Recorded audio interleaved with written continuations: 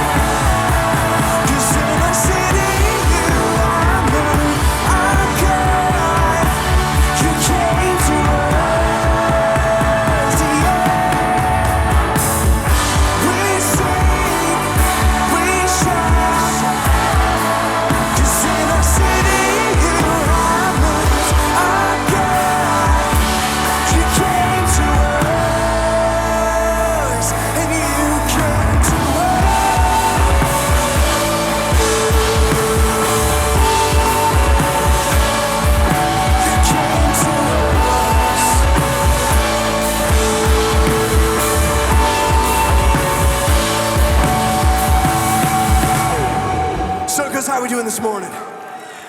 It's great to be here with y'all. Let's keep singing.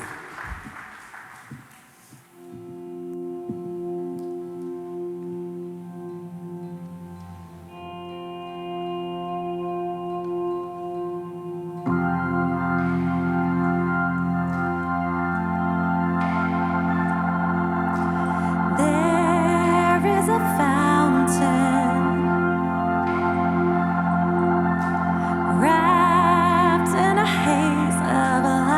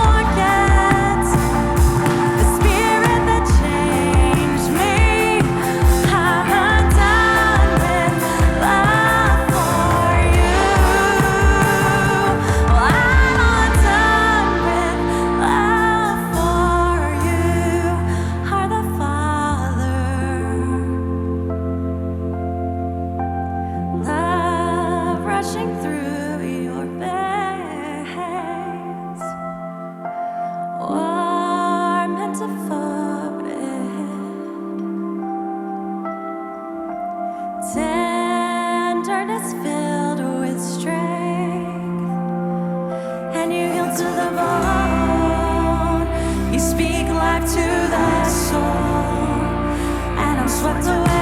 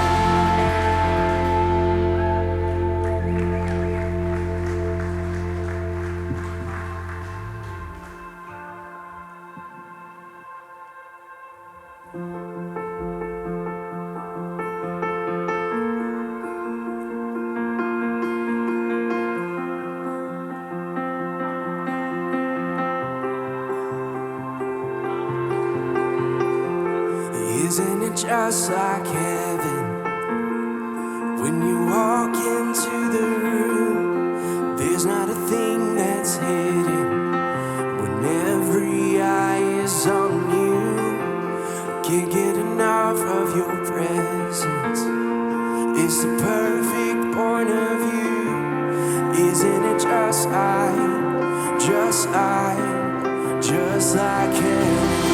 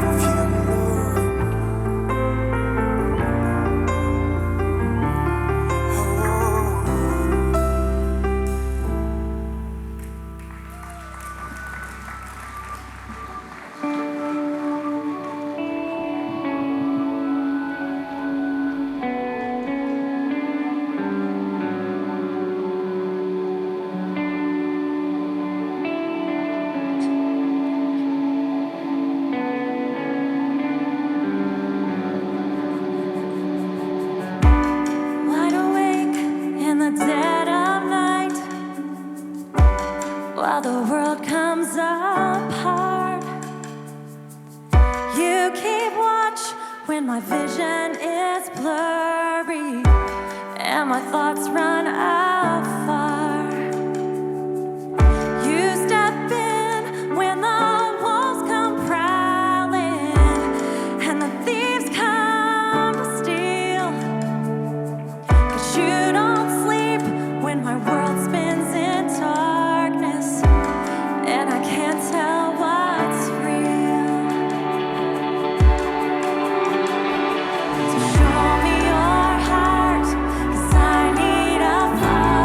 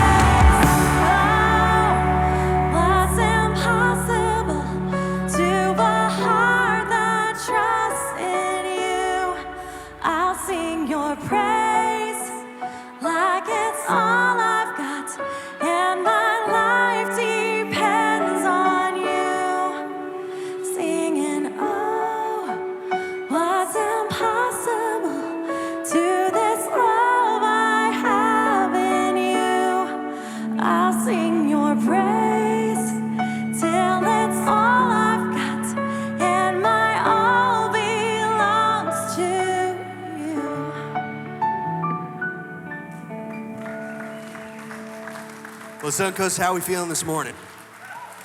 Happy Father's Day to all the fathers out there. How many fathers are out there?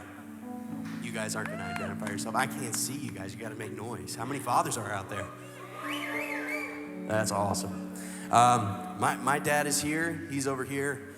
He's been an amazing father my whole life, and this is just such a special day. I was telling first service, so I became a dad 9.5 years ago, which is just crazy to think about. And this is such a special time because, I feel a lot of love for my daughters.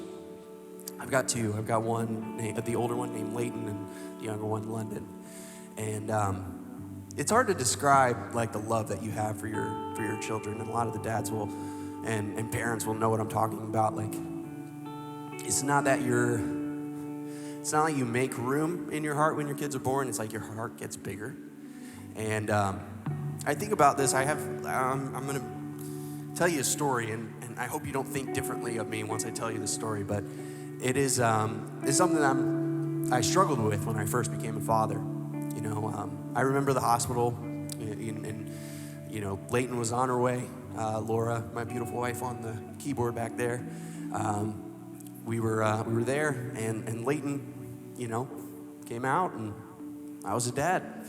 And it was funny to me. It always blows my mind that you have one night in the hospital after your kid's born, and then they give you an exit class, and they're like, all right, go on. And they're like, you're trusting us with this baby? I don't know what to do. We're sleep deprived. And I remember very much loving Leighton when she first was born. But it wasn't that magical moment that I thought that was gonna happen. It was, we see all these movies, and it's just the instant bond that you have with your children. Laura had that. She carried Leighton, her the whole time, and so she had this connection with her. And I remember feeling a lot of dad guilt in the beginning because I'm I love this baby. I wanna care for this baby. But there was just something that wasn't, it hadn't set in that I was a dad yet, that I was responsible for. And a couple days had passed, and we're just sleep deprived. We're getting up every 4 hours, and Leighton was a tough baby. It took both of us to kind of keep her awake during feeding. So I was taking a little fan and spraying her with water so she wouldn't fall asleep. We tried all the tricks. But I remember one day, it was a couple days after she was born, Laura was just exhausted. So I said, you go take a nap. I'll hold Leighton.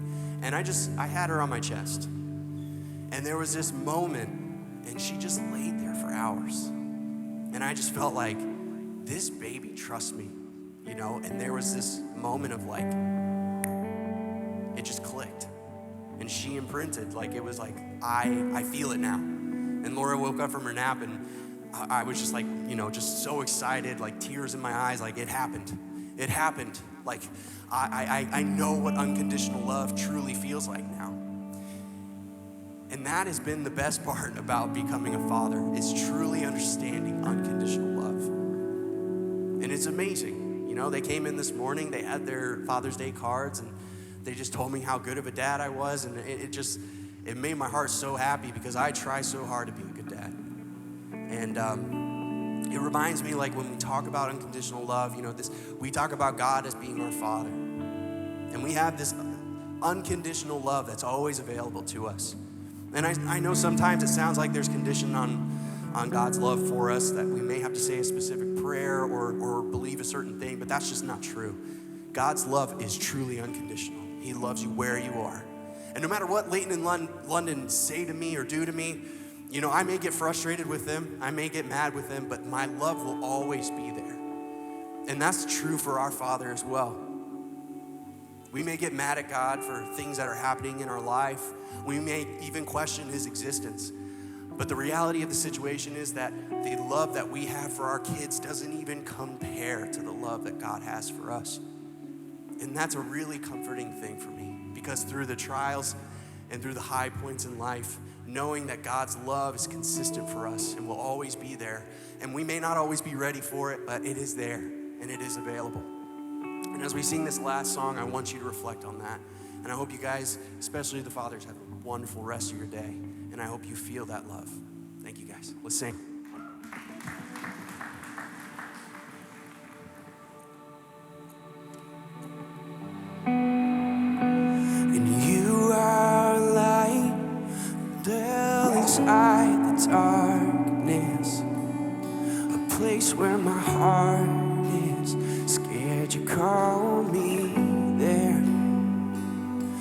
mind my fear. Your love is overcoming. In this darkness you wanted me to know you're here.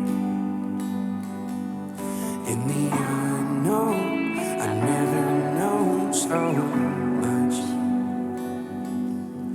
In this mystery, fear starts to love. Hear my wonder, can wander away. And my restless heart can rest inside your grace.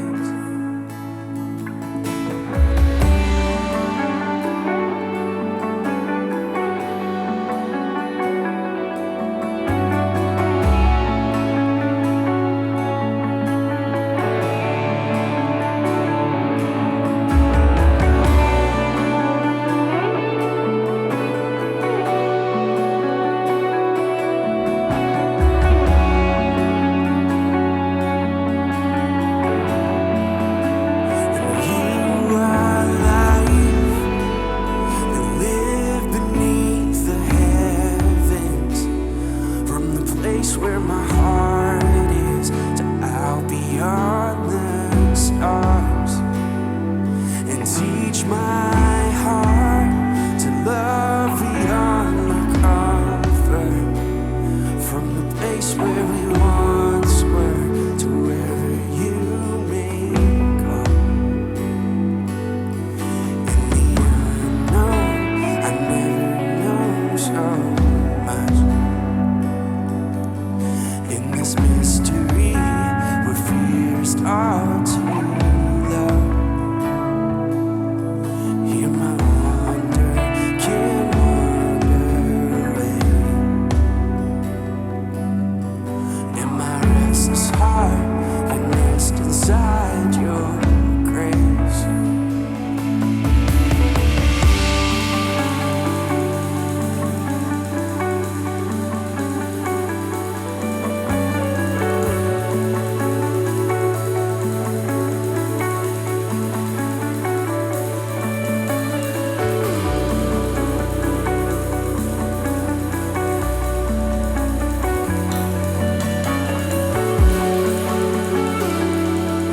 Out together, you're the light.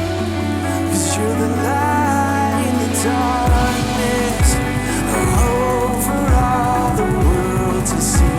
The dark that enlightens, the God of boundless mystery, the voice in the silence, revealing where your heart is.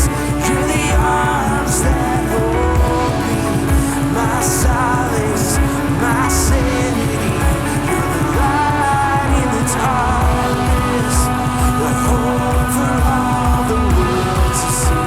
The dark that enlightens, a God of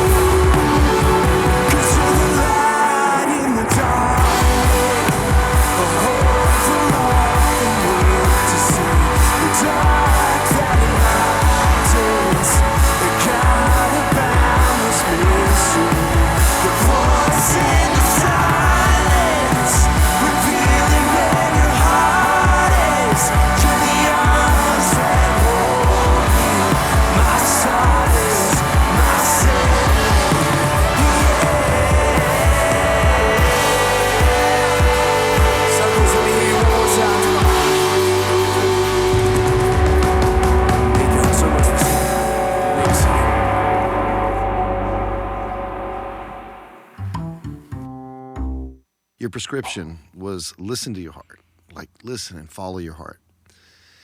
And it sounds very romantic, but it's not. Like, how would you tell to someone who may say, but my heart has let me down before. I followed my heart and it got broken. You know, I've tried to, what are some practices real quick that a person can say, like, this is when you can know that this is with God, and, you know, as opposed to, this led you to heartbreak, but you can still trust your heart. Like, what would you say to someone who's been through that? Well, I think there are people who do things and they make decisions, and maybe it was a very altruistic decision. This is what I think is the right thing to do. But when it doesn't work, then I have to pull it back and say, hey, maybe wrong time, wrong circumstance.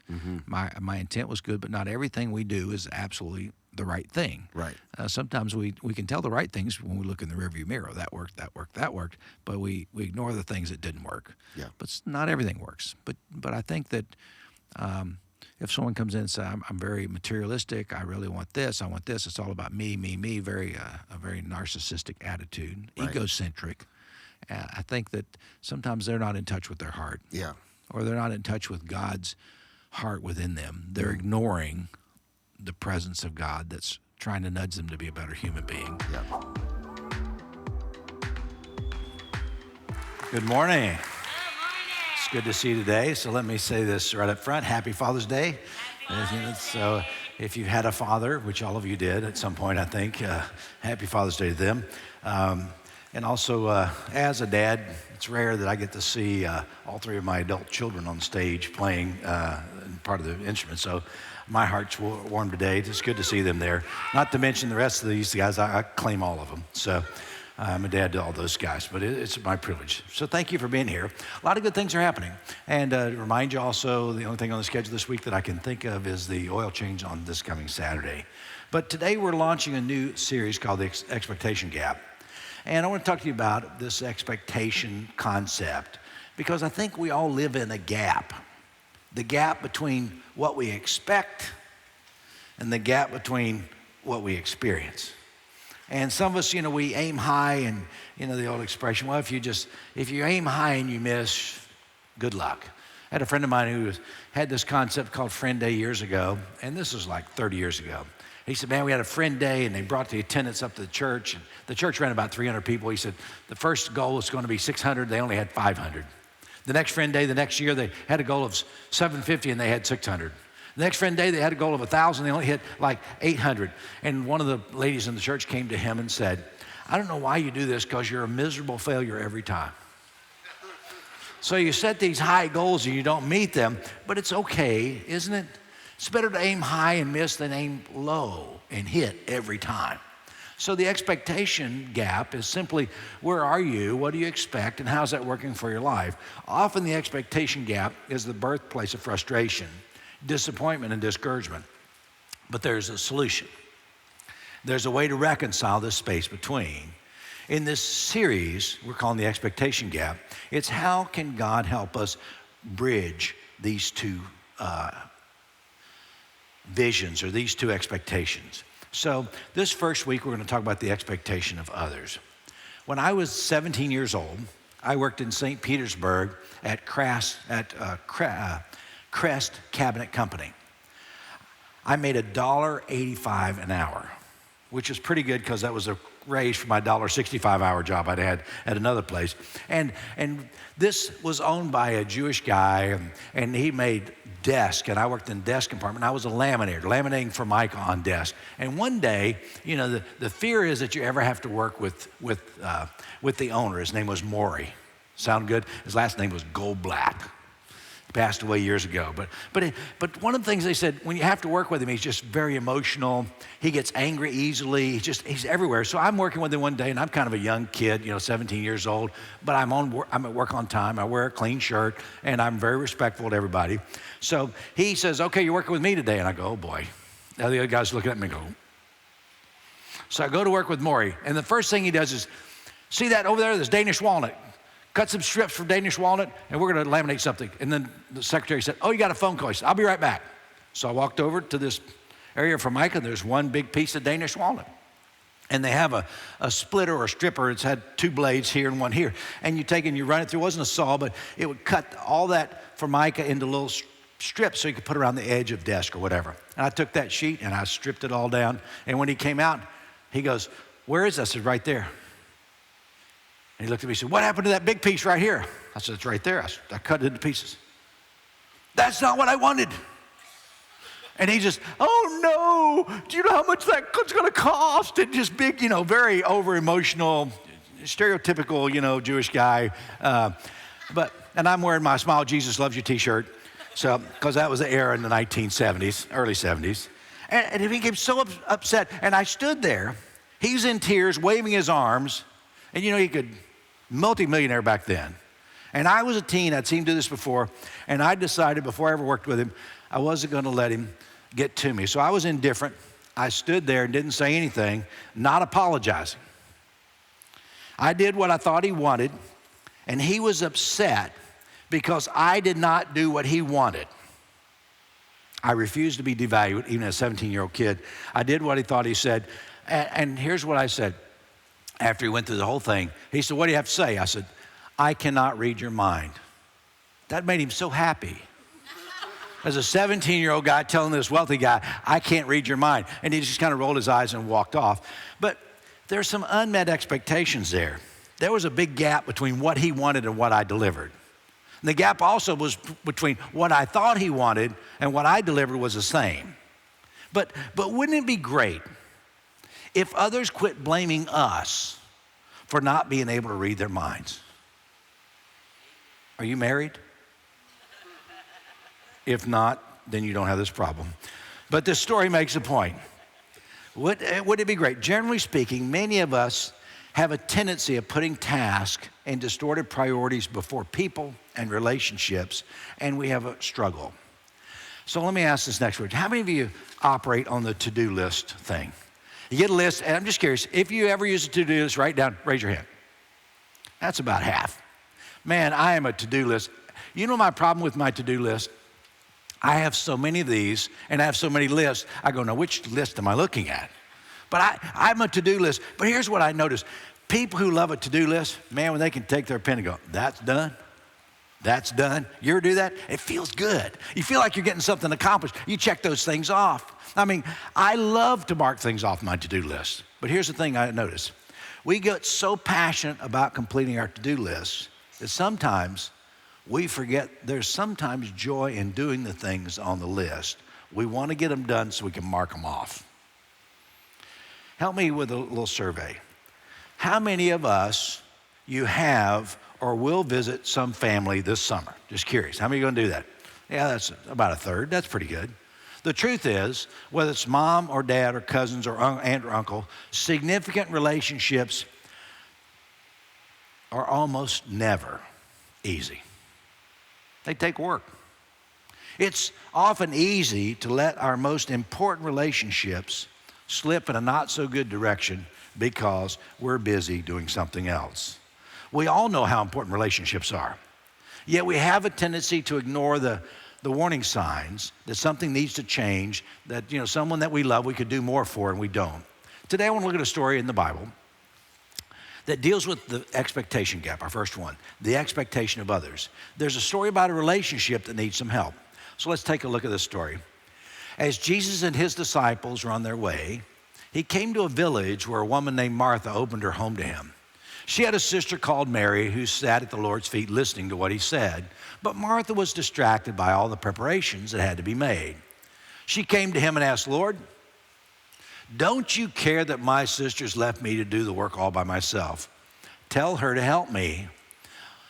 Martha, Martha, you are worried and upset about many things, but few things are needed, or indeed only one. Mary has chosen not to cross off all the things on her to-do list.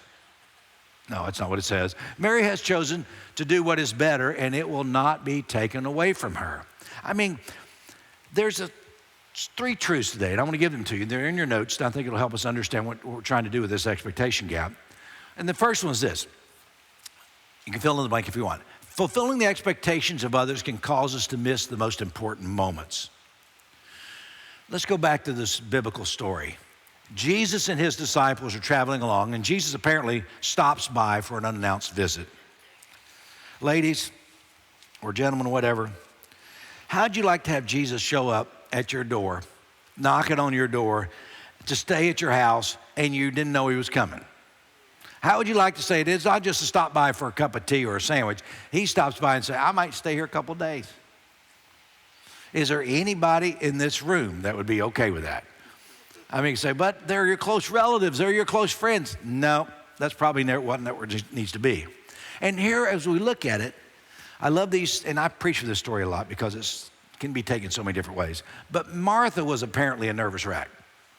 And she's so intent on getting things ready for a meal, she was stressed. And at one point in the story, Martha mentions to Jesus, Lord, listen, don't you care? First of all, there's a whole sermon in, Lord, don't you care? Don't you care that my sister's left me to do all the work by myself? Don't you care? I got to do everything all by myself. Tell her to help me. Pastor, don't you know that my husband or my wife or my spouse or my significant other or my sister or my brother is not doing exactly what I want them to do? Pastor, would you go tell them whatever? Do you think that's ever been said to me? More times than I can tell you. And usually I have this come back, well, you know, it's probably better that you tell them yourself. It's probably better you figure it out. It's not going to come well for me to go tell somebody, say, look, I want you to be a better husband. Or well, you should be a better wife, because it's taking one side, it puts me in the middle, and I never win in that circumstance, and it's really never helped anybody. I think we tend to think that Jesus and his 12 disciples were his closest friends, but it's clear from the Bible that Mary and Martha weren't just acquaintances in Lazarus. They were some of his very closest friends. And he's passing through, and Martha opened her home to him. He wasn't just there for a cup of coffee, he was there for a day or two or whatever, at least overnight. And you have to remember, in Jesus' day, providing hospitality in your home was a very big deal. No way would anybody self-respecting would allow a friend or a guest that was passing through not to stay. So Jesus is out in the living room, and Mary drops everything to listen to what he says. Mary's hanging on every word, just soaking it up, and Martha's in the kitchen dealing with preparations for Jesus being in her home. Mary's listening, Martha's focused on her task. You know what she's focused on? Her to-do list. The implication sort of here is that she wanted to be doing what Mary was doing, but all the other stuff she had to do kept her from being with the one person that she wanted to be with. So, can you relate to anything in this story? And then I know many ladies and even men who are like Martha. I'll give you an example. My first pastor many years ago, there was a lady passed away many years ago. Her name was Sybil Geibig. I try not to give you full names of people who are not, if they're alive, I'll tell you their first name. If they're gone, I'll tell you their whole name. Sybil Geibig. And wonderful lady. She had a family that would come and stay with her. And later on, she moved her elderly parents into a mobile home on their 80-acre farm.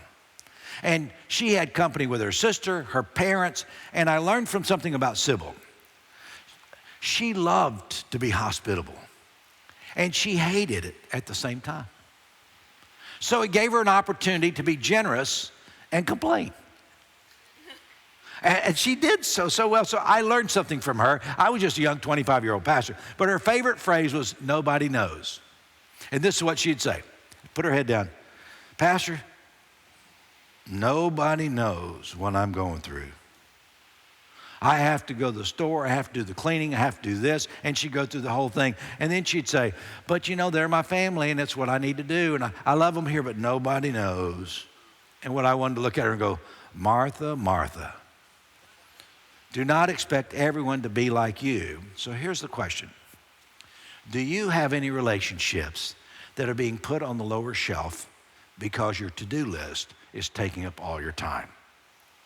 It's not like you don't want to spend time with that person or focus on that relationship. You feel like you want to, but you just can't. How many of us are distracted by our preparations? And that's not the only cause for distraction. She's not just distracted by all the things she has to do, but she's also distracted by her sister, that's doing nothing to help. That's the expectation gap. I expect Mary to help me, and she's not helping me at all. I expect Jesus to snap her in line so that she's like me, full of stress and distractions. Sound familiar? Mary's not meeting her expectations. I mean, the first expectation gap is the expectation of others. Lord, don't you care that my sister has left me all alone? We struggle with an expectation gap when we think others should do what I'm doing. Others should do what I'm doing, and then we say, but nobody knows how miserable I am. Be like me. I'm busy and miserable. But everybody should be like me. And it's not fair that if everyone was like me, I wouldn't be so miserable, which is not true. I don't think Martha's just upset and hurt. I think she's a little bit ticked off. Ticked off that her younger sister is not doing that, and a little bit, ready? A little bit ticked off at Jesus because he doesn't straighten her out. Now let me just digress here. We can be ticked off with our family, and we do often, because if you're married, you get ticked off sometimes. If you have kids, sometimes you get frustrated with them.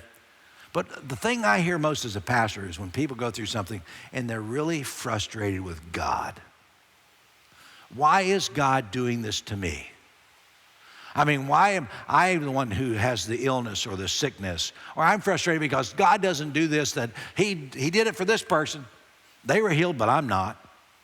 I heard someone say just yesterday, said her dad was saying, well, you know, this happened to me because the Bible says the firstborn of every family is cursed to have all these afflictions. I go, where does it say that in the Bible? And if it did say it, which it doesn't, as far as I know, I mean, why would that continue to be true? Because there's a lot of firstborn that do fine. Are you a firstborn? Just curious, how many are firstborn? You guys are. I'm sixth-born. You know, what do you mean sixth-born? Sixth-born, I'm 9. So, but the firstborn have special characteristics. They're special people. You just have to determine what I mean by special. But I mean, they're special. I mean, I have a firstborn. She's on stage. This morning I got the Happy Father's Day. Guess who was the first one to do that? The firstborn. First. They like being first, and that's okay. But here's Mary, the firstborn. We think maybe she's older than Lazarus. We don't know. But we do think she's older than Mary. And Martha is critiquing her younger sister. And tell her to help me. Pretty touchy situation. I respect Jesus for this whole thing. He doesn't really get between the two of them. He just kind of talks to her, Martha, Martha. If Jesus ever whispers your name twice, be careful. Larry, Larry. I want to really get your attention. I want you to understand what I'm saying. Martha, Martha, you're worried and you're bothered about so many things. You have all this long to-do list, but there's a priority that you're missing. And Mary has understood what the priority is. Don't take that away from her. Now, you've heard this story lots of times. And the chance, takeaway is that we all should be more like Mary, less like Martha. If you're like Mary, you read your Bible more, you pray more, you spend time with Jesus. It's really a good idea. There's a lot of truth to that. What he's really saying is there's something about all relationships. It's the many thing and the one thing. You're bothered by so many things. Make sure that if you spend time with the one thing, maybe the other things won't bother you.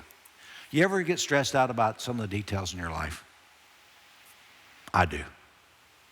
This week I had some things happen. I'm trying to do some things. And, this phone call, now you get there about 5 o'clock, and I'm trying to send some stuff to this person via email, and I can't do it. And the internet's not working on campus, so I go to another building, it's not working there. I try to get my phone to work, and it doesn't work. Finally, my browser's not working right. I have to go to a different browser. So I go home to do the work, and by the time I got home, I was rushing to try to meet a 5 o'clock deadline. And I live down the road in Saddle Creek, so I get there, and it's 4:58, and I pull into Saddle Creek. The gate opens, and the person in front of me decides to go 25 miles an hour. And I live 3 miles back in there. And I follow this person, and I'm just like, you gotta be kidding me. I mean, you gotta be kidding me. And, and then I began to do a little introspection. What do I need to learn from this?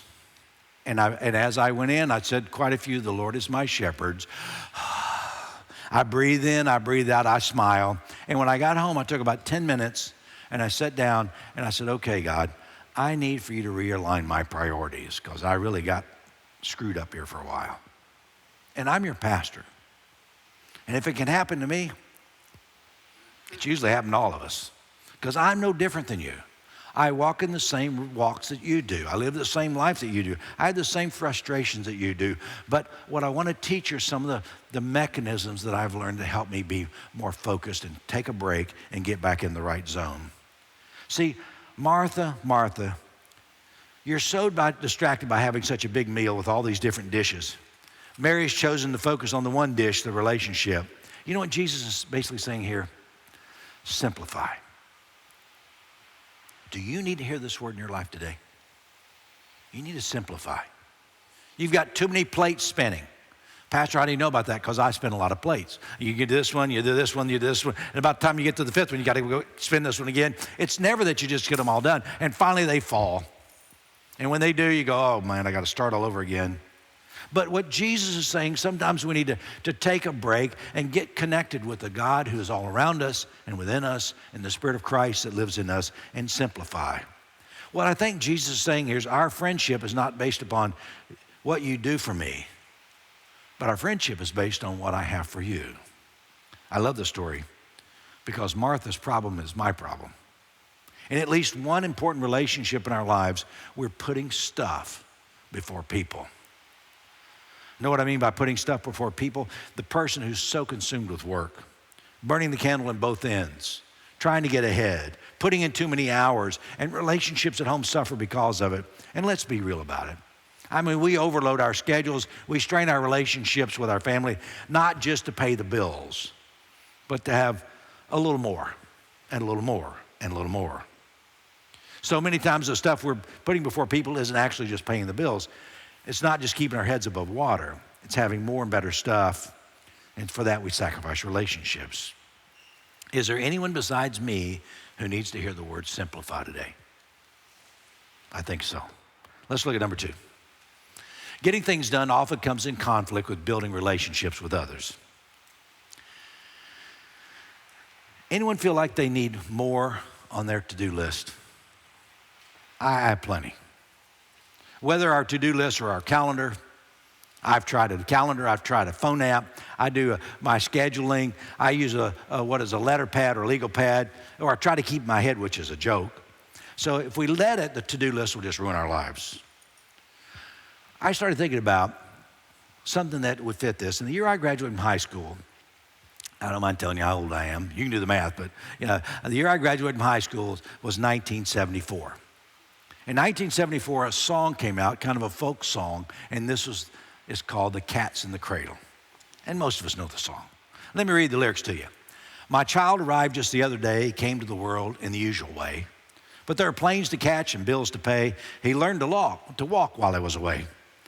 And he was talking before I knew it, and as he grew, he said, I'm going to be like you, Dad. You know I'm going to be like you. And then the second verse. My son turned 10 just the other day. He said, thanks for the ball, Dad. Come on, let's play. Can you teach me to throw? And I said, not today. I got a lot to do. He said, that's okay. And he walked away with a smile never dimmed. He said, I'm going to be like him. I'm going to be like him.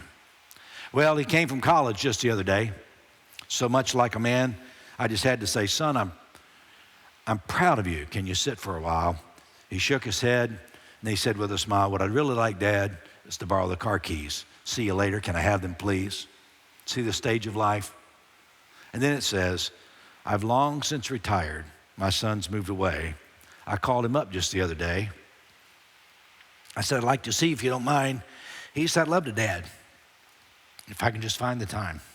You see, my new job's a hassle. My kids have the flu. Sure, it'd been nice talking to you, Dad. It's sure nice talking to you. And as I hung up the phone, it occurred to me, he'd grown up just like me. My boy was just like me. You know, this folk song reminds me that life passes too quickly. I'm fortunate to have had this song in my life because it's a good teaching song. Don't miss the opportunities. I mean, let's say you have at home 2 teenage sons, 13 and 16. They're not going to be around forever at that age. And they say, Dad, will you throw the football? I can't. I'm answering my email. I got one more text message. How many times is answering my email really more important than time with my son or daughter? Think about it. Is getting stuff done being put before the people you love the most?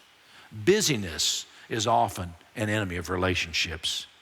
Martha was annoyed at the circumstance. Martha was annoyed at Mary. Martha was annoyed at Jesus. And you and I are annoyed too many times because we're busy, which leads to number 3. When we expect others to think and act like we do, the expectation gap becomes obvious. A few years ago, I was doing a wedding. And I was doing the wedding, there's a guy that was at the wedding, he's a truck driver. And he just struck up the conversation. Oh, you're a pastor? Yeah, but I'm trying to do this love God, love others type thing. I try to differentiate myself from other churches and other pastors because usually it's some of what they're saying is not very good. And he had a negative story. He said, look, I have a fellow truck driver who's not very religious. I'm not very religious, but he's very religious. And the religious truck driver's truck, his pickup truck, broke down. And on the way home, this non-religious guy stopped to see him, and he stopped to help. He said, hey, can I help you, Bill? Come on in. He said, what happened? He said, my truck quit. And he said, my cell phone's dead, and I don't know what to do. He said, come in and sit in my truck. Turn the air conditioning on. It was a hot day. He said, look, would you like something to drink? Here's a water from my cooler. Gave him a water. Plug your phone in. Here's a charger. His phone started charging. He's trying to help. And as this guy gets in who needs the help, the religious guy, he brings a Bible in the guy's truck. And he starts telling him what a sinful person he is. Do you drink? Yeah, well, you're going to go to hell for that. Do you have a girlfriend? Yeah, that's bad. You're going to burn in hell forever. The non-religious guy said, hey, I'm just trying to help you, and I'm a horrible guy. I really don't want to be like you. Would you please get out of my truck? True story. I thought, God help me never to be that religious person. Help me to be a person that just helps people because it's the right thing to do. When there's a huge gap between what Jesus would do and what Christians do, my heart hurts. Martha, Martha, you're worried, you're upset about many things, but few things are needed. Indeed, only one. Take time and build a relationship. See, how do I hear the one voice that I want to follow? See, I think there is a gap between what we expect and what we experience. The question is, how do we handle it? When it comes to relationships, often the simple acts of selflessness, putting the needs of others before us. What I need is to find the ability to love people despite my expectation gap, what I expect and who they really are. Our life begins to have more joy when we do that and less frustration. So today, here's my suggestion. Listen, slow down, simplify, and love others. Can I pray for you? Father, in moments like this teaching challenges all of us. It's not for someone who isn't hearing it, it's for us. Today, may it be applied to our hearts and lives. And as it is, may we put a smile on our face and let the joy of Christ live through us to love all those around us. Thank you, Father. We pray in Christ's name. Amen. Would you stand, please? I want to tell you a story in closing. I heard this story of a friend who called one of his buddies on the phone. His buddy was living up in Minnesota near the Canadian border. It was wintertime. So he called his buddy, and his buddy's wife answers the phone. He said, how's it going? She said, you're not going to believe this, but it's snowing, and it's really snowing hard. She said, it's already nearly waist high, and it's still snowing. The temperature is dropping fast, and the north wind is at gale force. She said, my husband has done nothing but look through the kitchen window and just stare. Then she said, if it gets much worse out there, I'm just going to have to let him in. So here's the point. How long are we going to keep God on the outside looking in? How long until we open our hearts and recognize his presence? He longs to make a difference. He loves you today. So do I. God bless. Thanks for coming.